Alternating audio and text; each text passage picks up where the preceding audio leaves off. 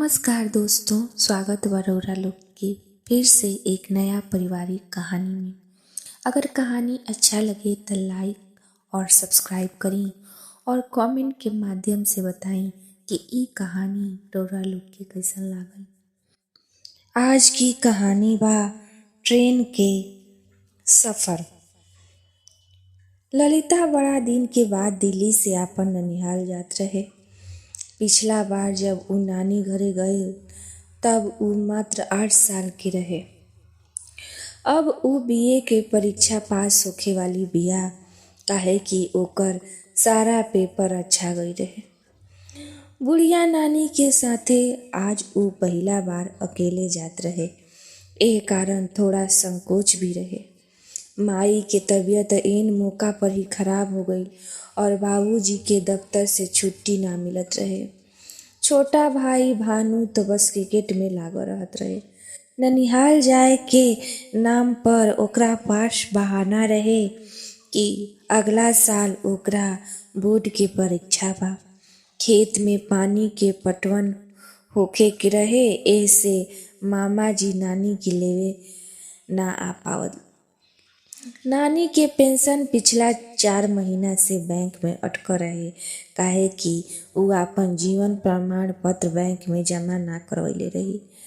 पापा त ना चाहत रहन कि ललिता नानी के साथे जाए, मगर दूसरा कोई चरो भी त ना बचे रहे।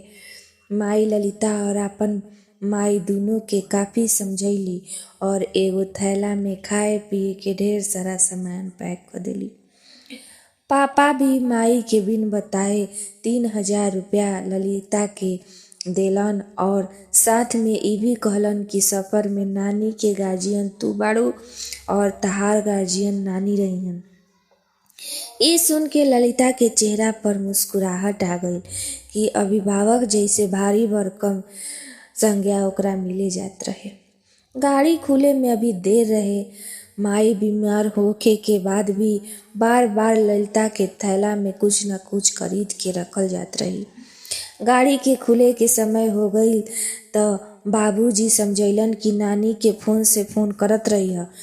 चिप्स खाते ललिता हूँ हूँ करते हुए अपन मुड़ी हिला देलस।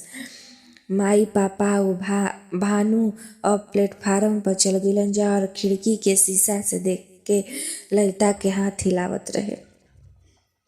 गाड़ी तेज सीटी दे के खुल गई। सीटी की आवाज सुन के ललिता के सांसें ऊपर हो गई। ट्रेन के प्लेटफार्म से छूटते ही ओकर सारा उमंग गायब हो गई। अब वो माई और पापा और भाई के बिछड़े के ओकरा बड़ा दुख होत रहे और सफर के डर सतावे लागल ओकरा।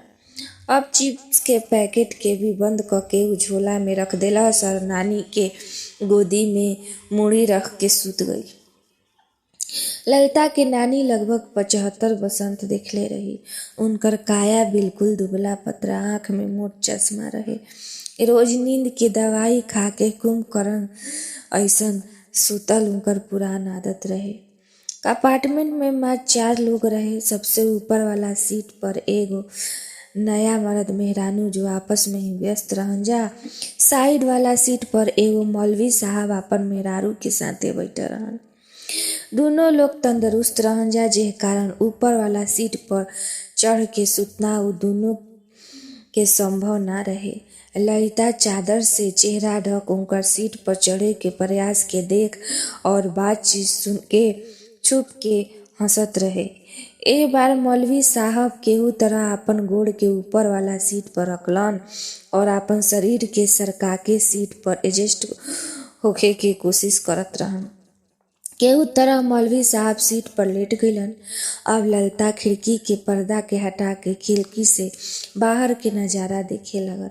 हर जगह ऊंचा ऊंचा बिल्डिंग और रोशनी से नहाइल शहर अब पीछे छूटल जात रहे।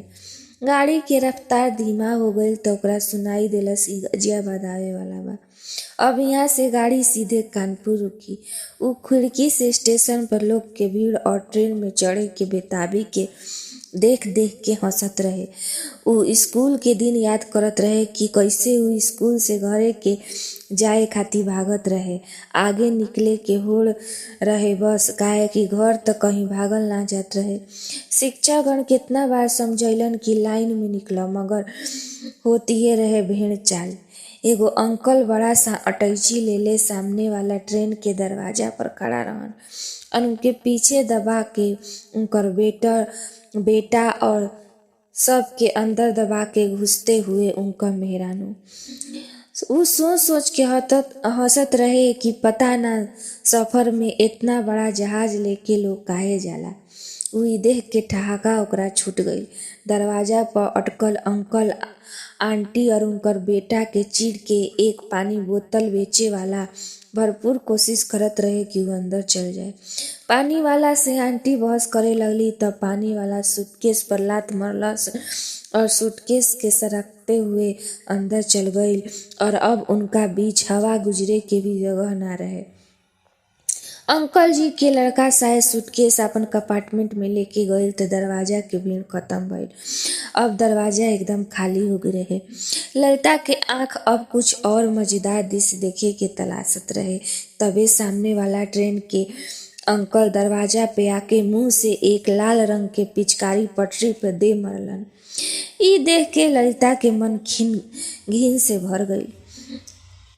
वो सोचे लागल कि कैसे लोग ई जानते हुए भी कि गुटखा से कैंसर होला फिर भी खून के उल्टी करे के प्रैक्टिस करत रहेलन। ललिता के वो दिन बड़ा खीस आइल। तब उ एक काम करे वाली बाई के निकम्मा पति गुटखा चबावत रहे।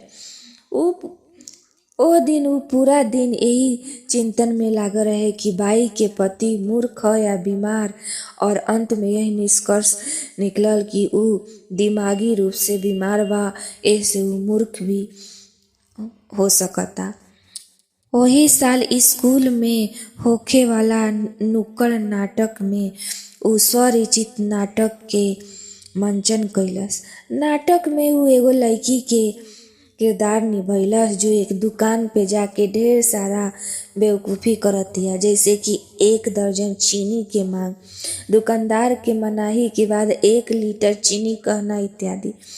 नाटक में उ देख के स्कूल के सारा बच्चा और स्टाफ काफी हंसलन और अंत में जब उ 5 रुपया के बदला 10 रुपया के नोट के आधा फाड़ के दे दिलस।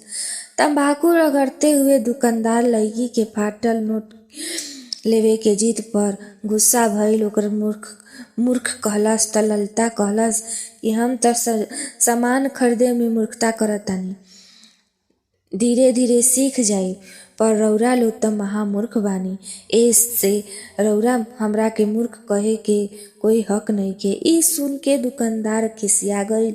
उ मारे दौड़ल त लोग बीच बचाव करे आ गईल। ओकरा बाद पंचायत आइल त ललिता के हरकत सुन के खूब हंसलस और ललिता के मूर्ख करार दे देलस। एकरा बाद ललिता पूछलस कि अगर हम मूर्ख बानी त कालिदास शुरुआत में का रहन। अब एक साथ सब लोग बोल पड़ल कि महामूर्ख। ललिता तंबाकू, गुटखा और सिगरेट के डिब्बी निकलस और ऊपर लिखल चेतावनी के पंच के देखैलस त एमे लिखा रहे कि एकरा से कैंसर हो जाला। फिर जो लोग एकरा के खात पियत रहेलन उनका के महामूर्ख कहे में का गलती।